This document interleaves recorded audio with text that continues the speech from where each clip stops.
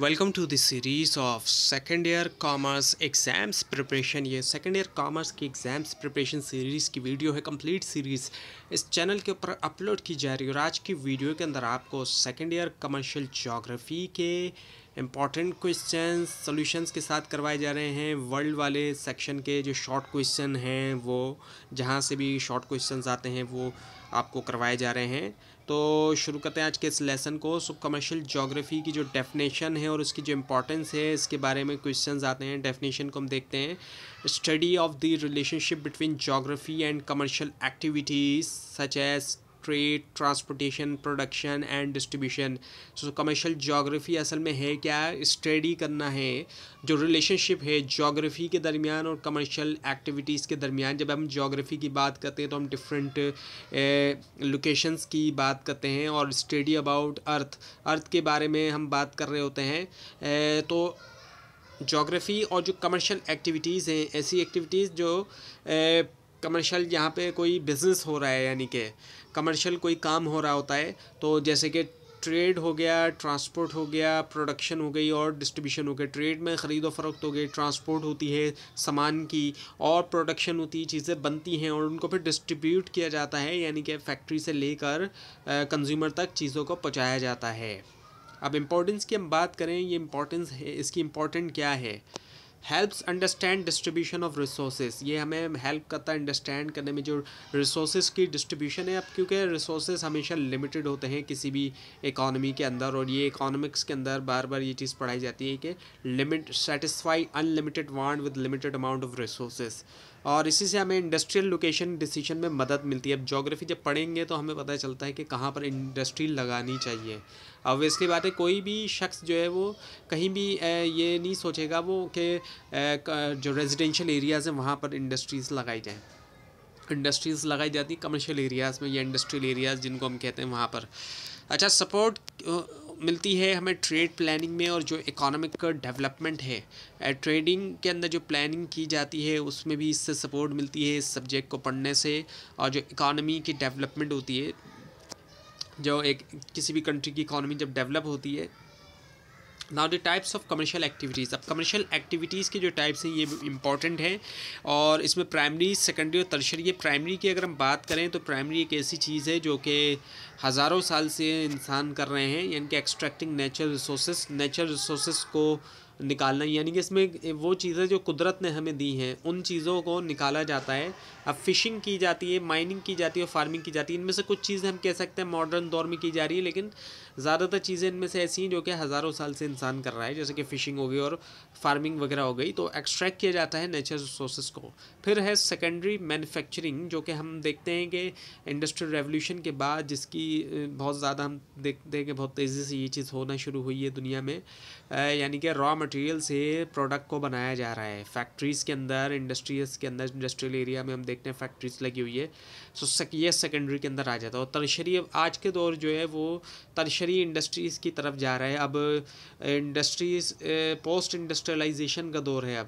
अब जो है वो ऐसा दौर है कि जो टर्शियरी इंडस्ट्रीज़ का दौर है, यानी कि सर्विसेज प्रोवाइड करने का, जैसे कि ट्रेडिंग का होना, ट्रांसपोर्ट होना, बैंकिंग होना, एजुकेशन होना, ये जो सारी सर्विसेज के अंदर आ जाता है, क्योंकि इसके अंदर कोई फिजिकल चीज़ नहीं सेल की जा रही बल्कि सर्विसेज लोगों को प्रोवाइड की जा रही है। सो sub division of tertiary activities हम देखते हैं, इसको भी हम डिवाइड करते हैं। सर्विसेज की हम बात करते हैं तो हेल्थ एजुकेशन की सर्विसेज है, टीचिंग वगैरह प्रोवाइड करना, ये सारी जो है वो एजुकेशन के अंदर आ जाता है।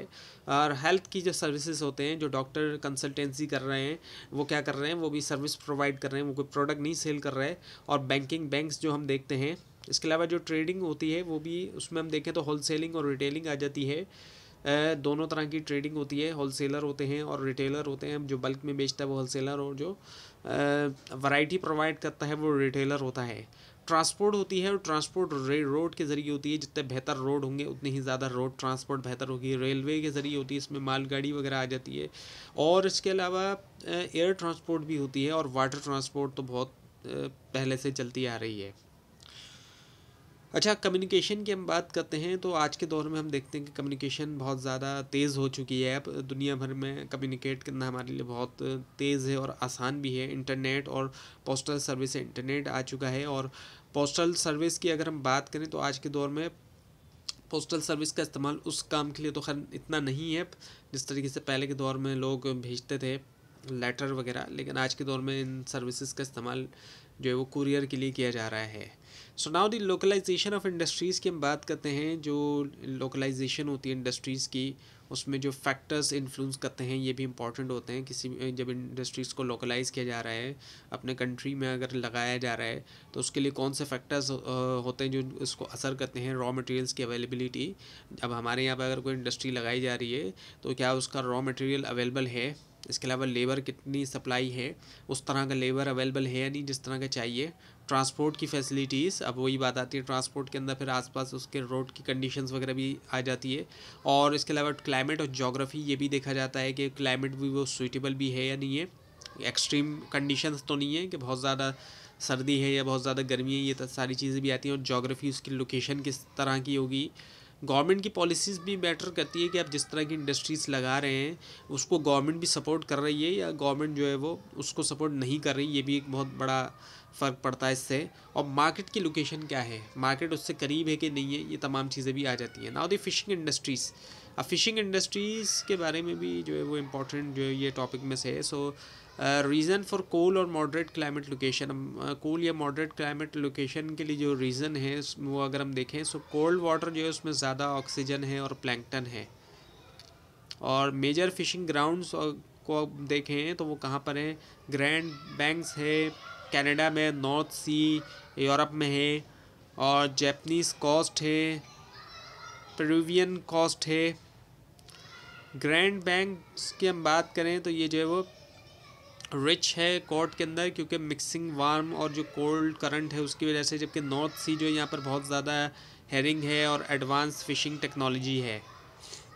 Now the types of agriculture, अब एग्रीकल्चर की टाइप्स देखते हैं। सो मिक्स फार्मिंग होती है जिसमें क्रॉप्स के साथ जो है वो लाइफ स्टॉक होते हैं एक ही सेम फार्म में। और प्लांटेशन फार्मिंग होती है जहाँ पे लार्ज स्केल सिंगल क्रॉप होती है, यानी कि बहुत बड़े पैमाने भी एक ही क्रॉप होगी, जैसे कि टी हो गई, कॉफ़ी हो गई या फिर रबर हो गई।